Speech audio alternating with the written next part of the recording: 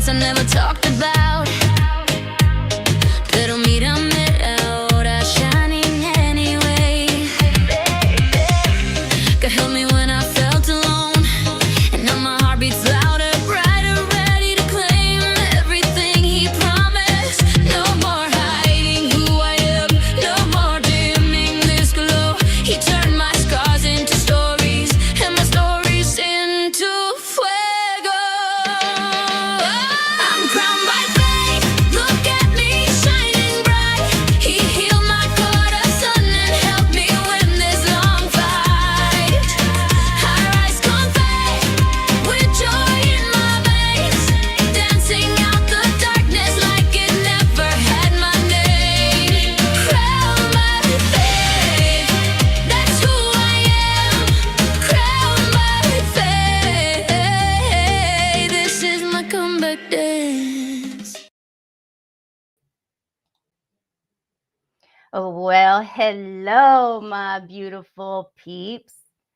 Hello, hello, welcome. Welcome to the very first episode of Behind the Lyrics. Now, we are streaming live right now. I'm Elena Rodriguez. I am the author of Crowned by Faith. You can see my little notes in here, what we're going to talk about tonight. But I am the author of Crowned by Faith and actually the creator of the soundtrack that goes with it. And so tonight we are diving into chapter 1. So if you have your book, go grab it, grab your coffee, grab your drink, grab your soda, your water, whatever you got with you tonight, grab your book and feel free to follow along. But tonight we're going to be diving into chapter 1, and it's called Carrying Boxes and Broken Promises. And the song that was born from that chapter is called The Dust Didn't Define Me. All right. So this is the space we're creating right here where the pages and the music, they meet. Okay. Behind the Lyrics is about bringing it all together. It's about where the story behind the story gets told. Okay. And so this is the time where you actually get to ask me questions in real time. Because I'm just going to be honest, I'm sure as you're reading along or you're listening along, there might be something in there that you're like, man, I wish I knew this. Well, now's your time. Now's your chance. So if you're coming across this, feel free to ask your questions. And if you catch this on the replay, you catch this a little bit later, feel free to let me know that too, and I will still come back in and I will still answer your questions. But if you have read chapter 1 and you're tuning in, let me know that.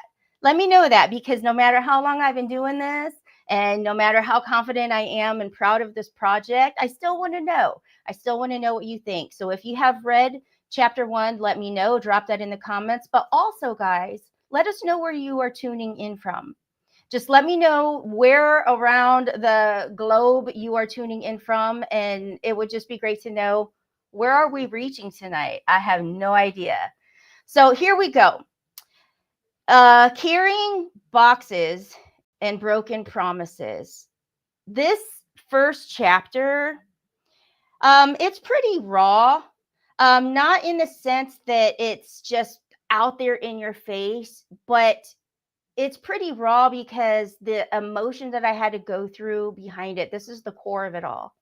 And it's not filtered, but it is the moment for me where I realized that my childhood innocence collided with abandonment, and I never knew. I never even knew that word for like almost 50 years. So that's why it's very raw for me. It's something that in that moment, looking back while I was writing, that I realized something inside of me cracked in that moment. And I didn't know how to put it into words or verbalize it or even recognize it. I realized that today, looking back 50 years, that I couldn't even recognize it. So, what we're going to do in this type of behind the lyrics show is as we dip into little sections of the chapter, I'm going to give you like 1 or 2 line snippets of the song. And if you've listened to the soundtrack, you're going to know that it hits like all different kinds of genres, from English, country, some gospel soul to really deep, dark, emotional to Spanish. There's just so much in the soundtrack because it wasn't designed to like push music sales. It was designed to take you on the emotional journey that I was on throughout the book. So we're going to hear our very first clip, and then I will be back to talk about the part in the book that refers to. Here we go. On a long gravel road where the memories lay, a little girl stood watching him drive away. And that is all you get. I've got many screens going on here, so if you have me pause just a little bit, that's okay. Actually, with us being live, we are going to be airing this on Prospera TV network, and so I'm really excited for that. So look for that being aired again. But right now, as we are live, I would love to hear from you. I would love to see what comments or questions that you have for me. So if you have, number one, received the book, let me know. Number two, if you have actually read chapter 1, let me know that too. And if you've listened to the song, be sure to tell us. So in this chapter 1, with the song, The Dust Didn't Define Me, I'm going to take you into the very, very opening journey of it. So it was, well, let me just read this part to you first. Okay. I'm just going to read this part to you. So I'm 8 years old. I'm carrying a big box of vinyl records up the stairs. My arms are stretched so far around it that my elbows are trembling. My little muscles, they were burning, and sweat beads are on my forehead. And because I'm too short to see over the top, I only can watch the cream plush carpet at my feet. And I take careful, slow steps. I try to talk to my dad while I climb, but my breath won't cooperate, and my words don't really make much sense. He doesn't seem to hear me anyway. Still, I want to help. I want to be useful. Mostly, I want him to see me helping and be proud. This feels like a good chance to be with him, which is all I really want. And so this was the moment that I can pinpoint. The moment that that little me was trying so hard to be seen. And I didn't know, looking back, that little girl, she didn't know she was about to be broken. I just wanted to be seen. I just wanted to help. And so this is why I opened the chapter this way and opened really the whole book this way. Because sometimes the moment that breaks us, right, it starts as an ordinary day.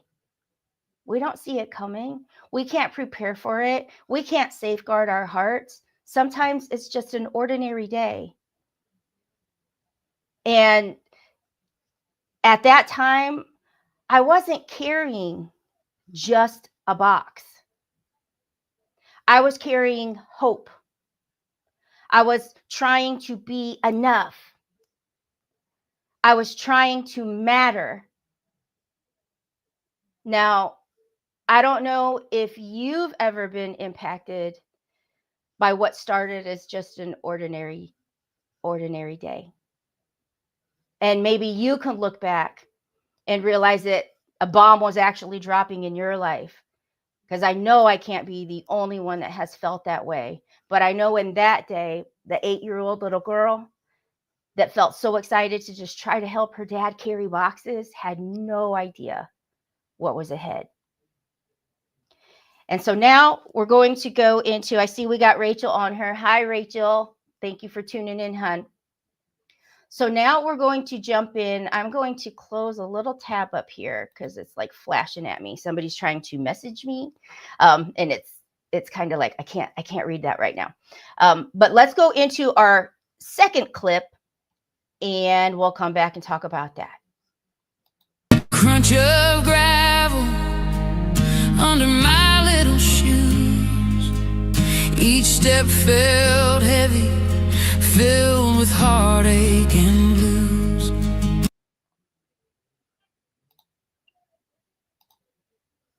Filled with heartache and blues. So in this next part, okay, we aren't loading boxes for his place across town. We're loading boxes for goodbye. He's getting ready to drive across the country to Arizona. A new wife, 2 children younger than me, strangers, yet I'm expected to call brother and sister. I stand in the gravel as he pulls away. The tires roll and the road answers, one slow pop at a time, like someone trying to tiptoe across cracked glass. A crunch, a pop, and then nothing. Dust rises behind him and blurs the space between us, glittering and stinging at the same time. I don't remember if I cry. I don't think I do. I think he's just going back to his apartment.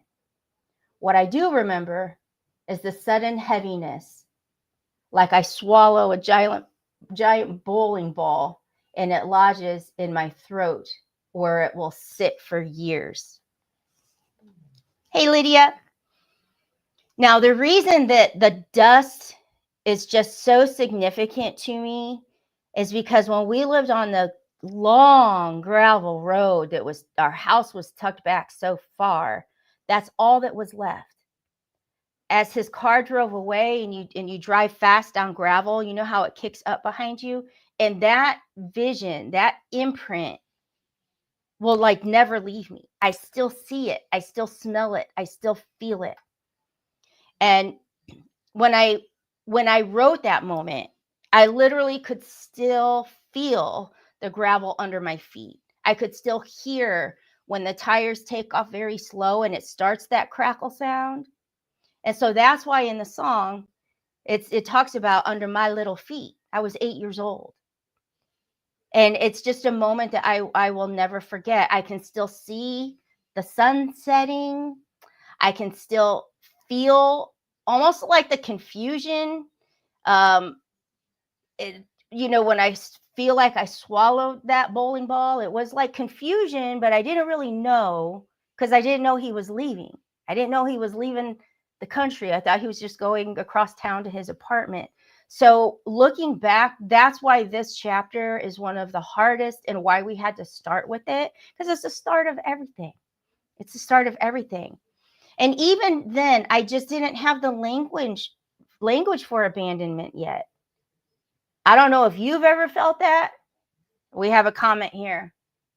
Oh, Gina, I was there too, just stuck in my room, minding my own business. I didn't want to face it either. I love you, sissy.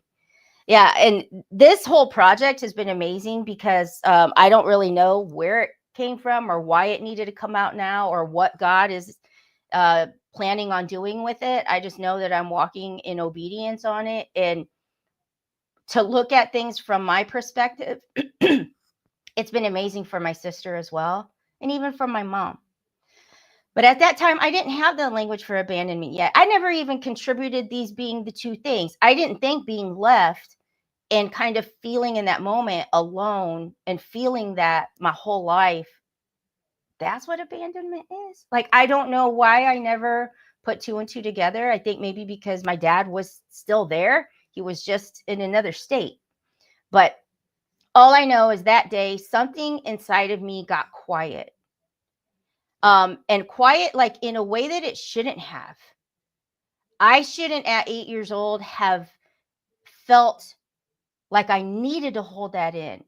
Although when you're that young, how do you even know how to process emotion? You just don't. So if you are there, show some love in the chat, because it's emotional for me. It's hard for me. It is the core of so many decisions and choices in my life, so much pain in my life.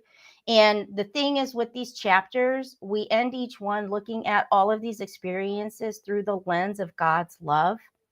So it doesn't hurt me today the way that it hurt me then, because I actually see the gift in it and it's allowed me to become who I am today. But it doesn't mean that feeling doesn't still peek through there.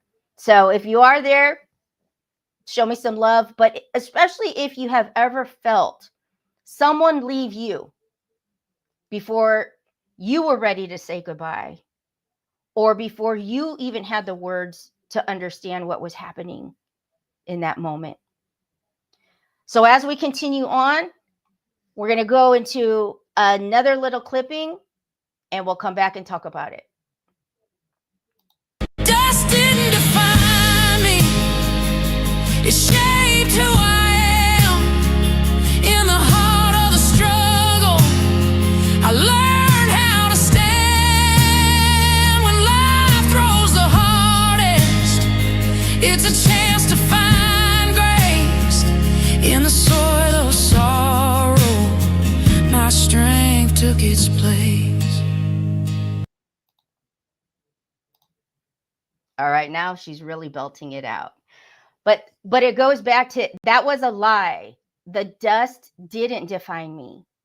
And if that can just be a visual representation, just the cloudy dust, the stuff that leaves you confused, the stuff that makes you feel hidden, that's a lie. It doesn't define you. All right, so as we continue on, and again, these are just little clips. I'm going to go through 5 of them, so we're on number 3 already. And there's still many pieces out of chapter 1 that I am not picking. You can read those for yourself, but if you have read it and you do have questions, drop them down. So that afternoon on the gravel road plants a belief that burrows deep and prints itself on my choices for years. If my dad could leave me, anyone can. If the man who should see the most beautiful baby girl in the world when he looks at me, the man who should love me more than any other, if he can leave, then anyone can. I must not be worth staying for. I must not be enough to love. And let me tell you something, guys. To have a belief like that imprinted on your soul, I like to call those soul tattoos, at 8 years old, boy, does that impact a lot of choices that you make throughout the rest of your life. That belief followed me for decades. It followed me into relationships.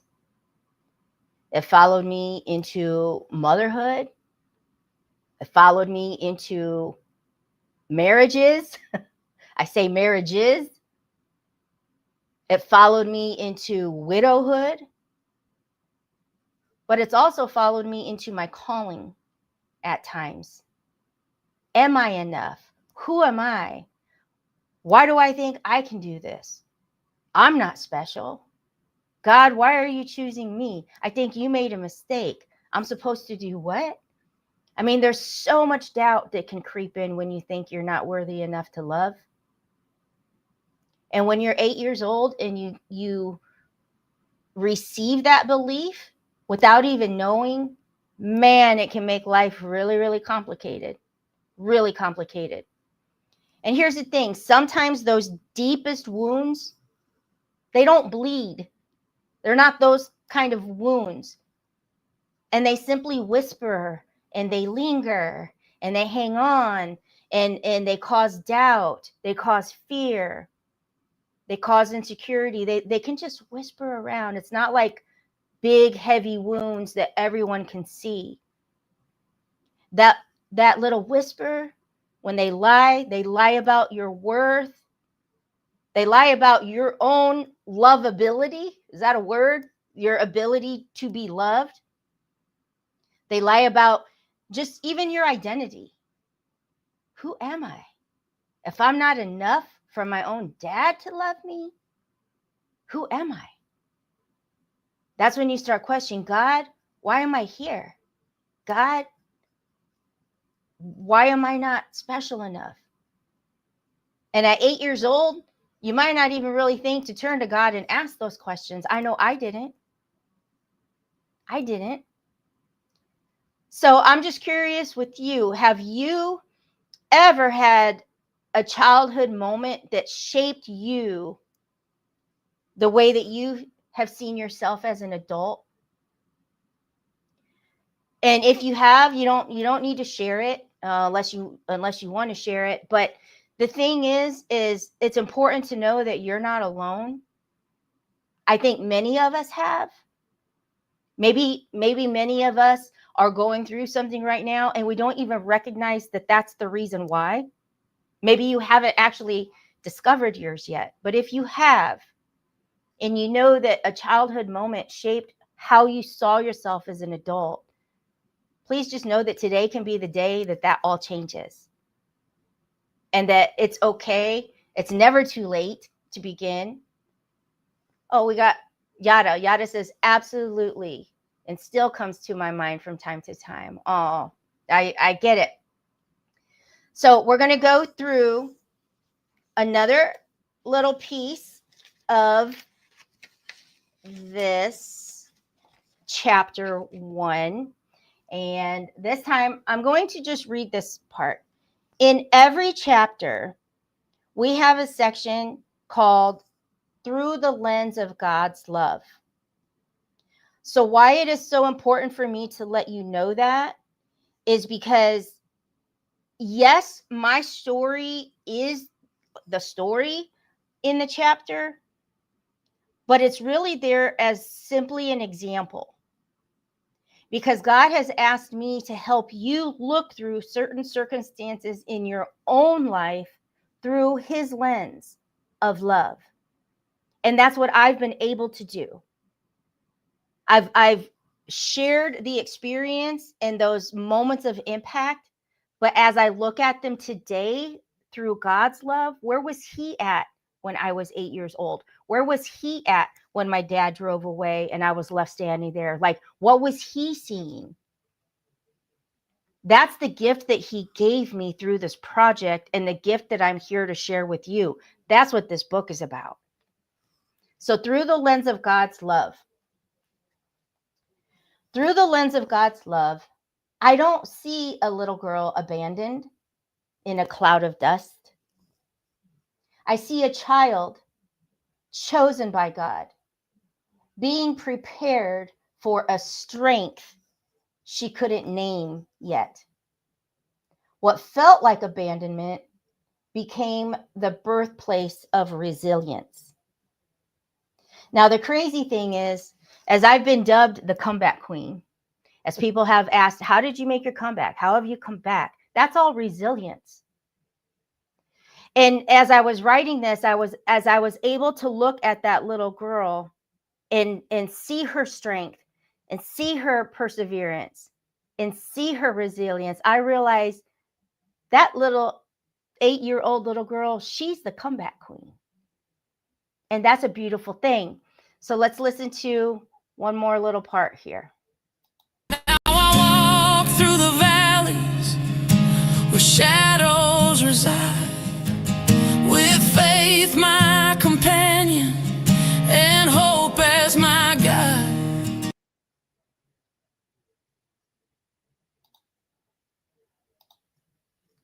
Yes, with faith as my companion and hope as my guide.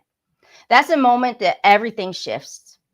That's the moment that everything shifts. When you stop seeing the pain through your own eyes, and I talked about this earlier today, but when you can stop seeing the pain through your own eyes and start seeing it through God's eyes, that dust, it wasn't destruction, it was preparation. It was preparing me. That dust, it didn't define me, it shaped me. And that's why the song is called "The Dust Didn't Define Me." It shaped me. And so in the book, in every chapter, after the through the eyes of God's love, there's a crowned truth segment. There's a lot of pieces to every single chapter that are designed to help you dig through some things that maybe you still need to dig through so that you can tap into that gold, that you can tap into the excellence of who you are, that you can see the beautiful and magnificent creation that God created in you, that maybe pain has blocked, or maybe pain has stopped in its tracks. I'm here to help you see that pain differently. And I'm here to help you step into a new level. It's your time. God says, I don't say, God says, as He has helped me through my own journey. So, in the crowned truth, here's a truth: abandonment can mark you, but it cannot measure you. God can turn the deepest wounds into seeds of resilience, teaching you to rise, to trust, and to know that He has never left your side. That's a truth. Abandonment can't mark you. You're not an orphan, even if everybody left you, because God's got you. God loves you. You are His child. You are not alone. You are not forgotten. You are worthy. And that's a crowned truth. That's from Him. Let's listen to one more section here. On a long gravel road where the past lays to rest, I'm not just that little girl, I've grown to be blessed with His love as my armor and my heart set free. The dust didn't define me, it taught me to believe.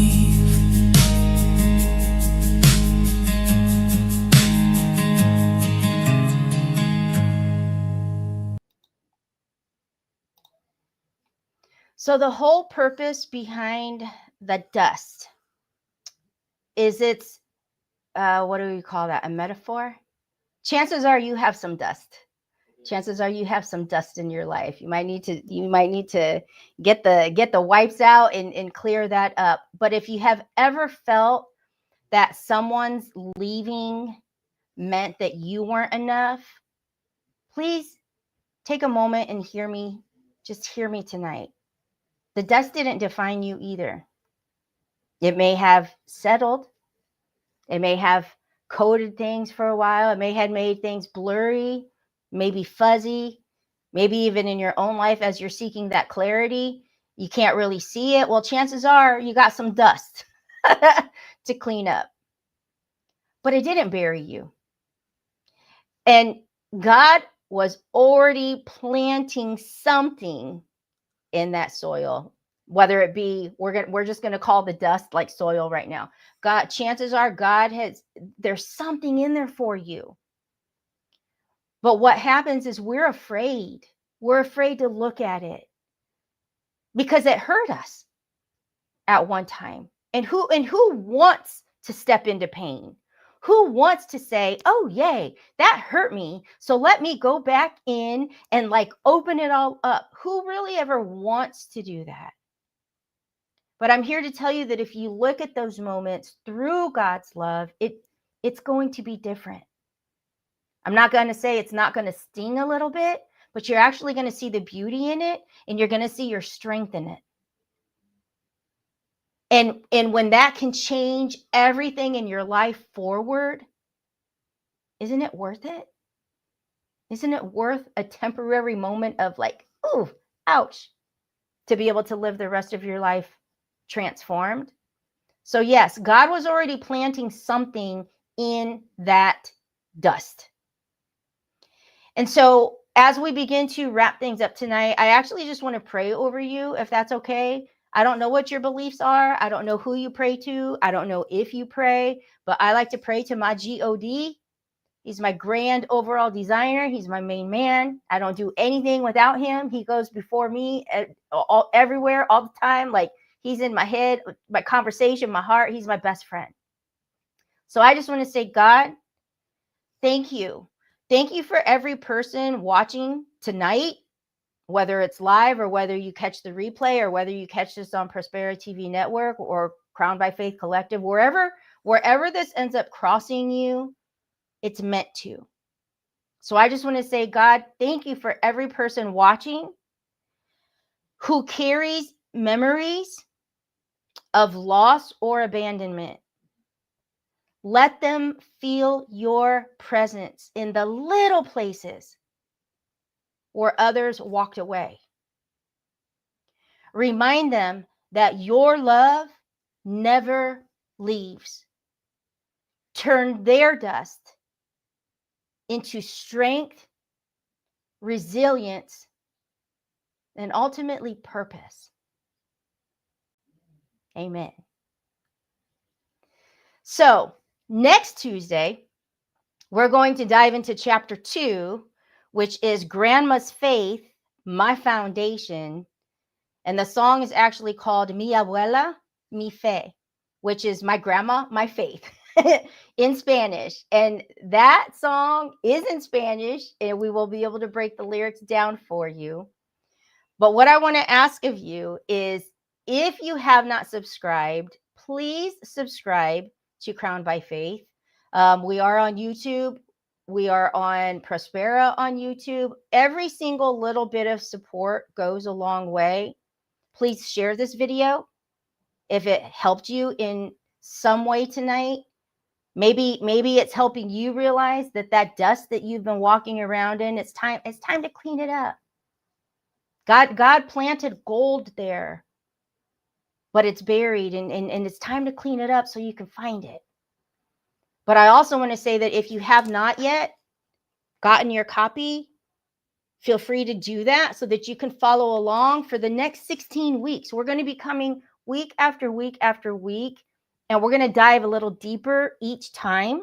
And I hope that you will show up with your book, and I hope that you will show up with your questions, because I would love to answer any question you have for me that surfaced while you were reading, because of course not everything could go in the chapter, but man, is there so much. And I would love to be able to answer your question. Don't sit in that curiosity. Just ask. I'll tell you. Trust me, I will.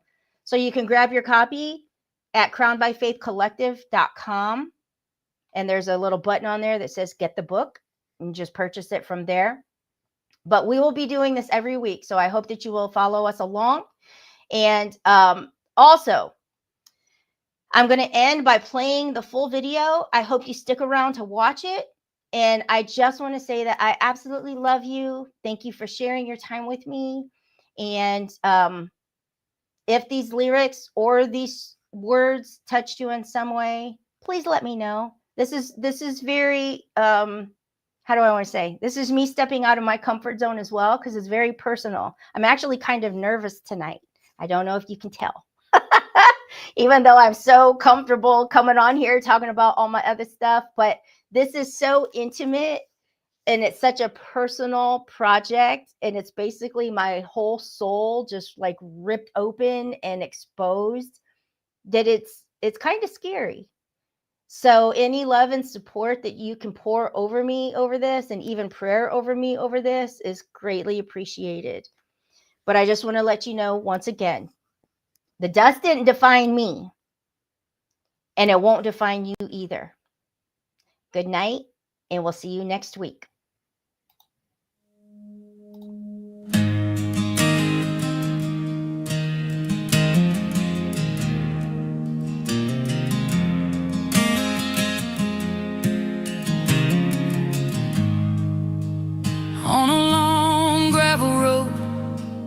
where the memories lay. A little girl stood watching him drive away. Dust clouds rising high till they swallowed him whole. In the silence that followed, she wrestled her soul. The crunch of gravel under my little shoes, each step felt heavy, filled with heartache and blues. The house felt empty, too loud in the night, waiting for shadows to bring back the light. Daddy's laughter echoed in the corners of my mind, but the door stayed closed, left the world blind. Yet somewhere deep down, a whisper rang true, that the God of the heavens was holding me too. The dust didn't define me, it shaped who I am. In the heart of the struggle, I learned how to stand. When life throws the hardest, it's a chance to find grace.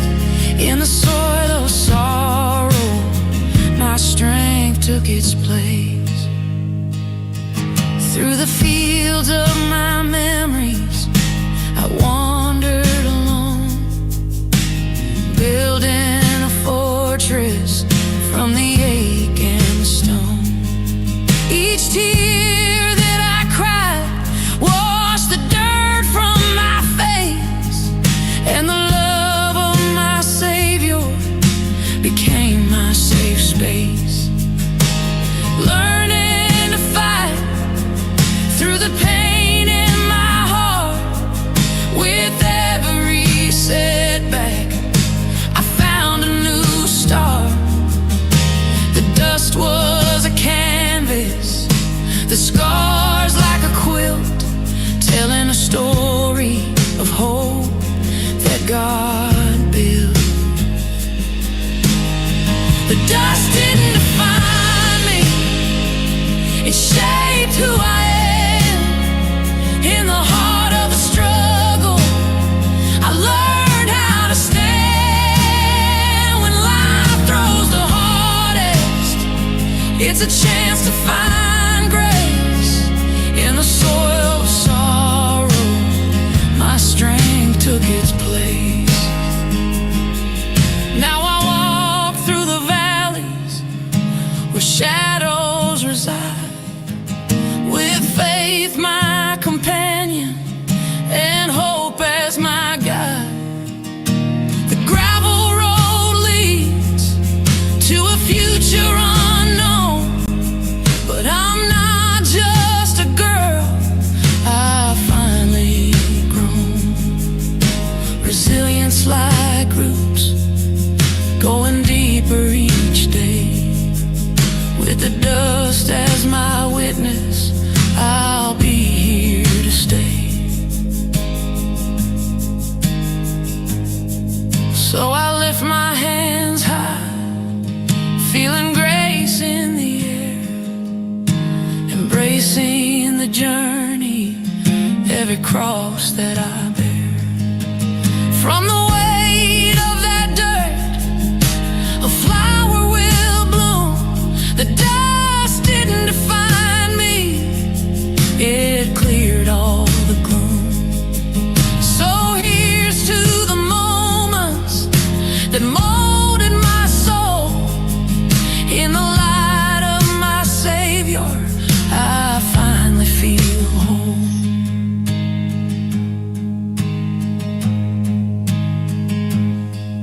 On a long gravel road where the past lays to rest, I'm not just that little girl